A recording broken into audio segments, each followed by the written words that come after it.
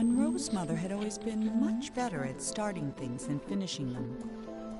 When she died, she left behind over 300 canvases, not one of them finished, along with Monroe, who felt pretty unfinished himself.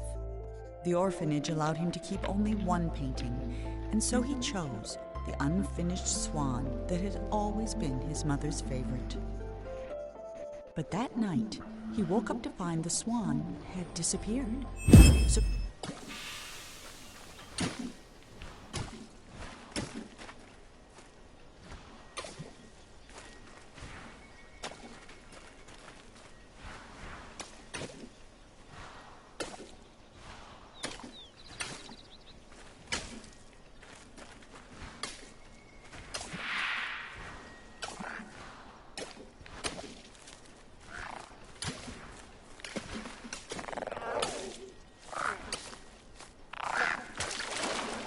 Oh my gosh, that's just so funny.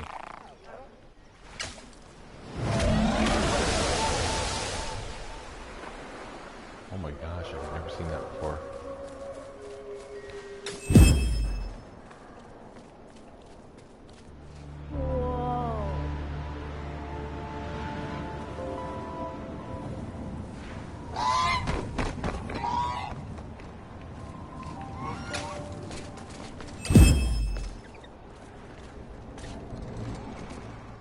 for the first time in weeks, Monroe felt good.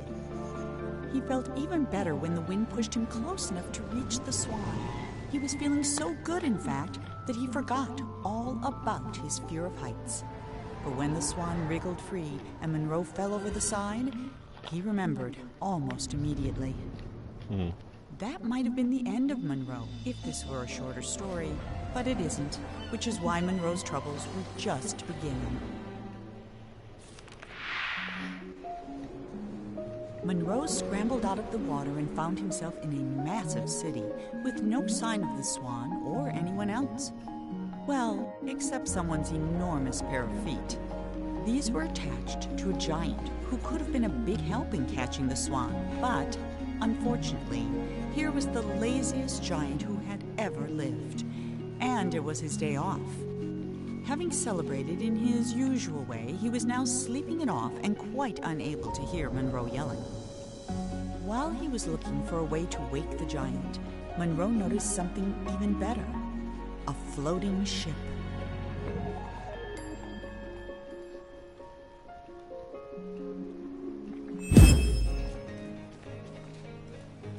Oh, what's this? Of all his creations, his greatest was himself. Oh my lord, you deserve wet pants. Oh, come on. There we go. Monroe waved goodbye to the giant and set sail. But no matter how fast he went, the swan was always just out of reach. And not for the first time that day, Monroe suspected he was being led somewhere.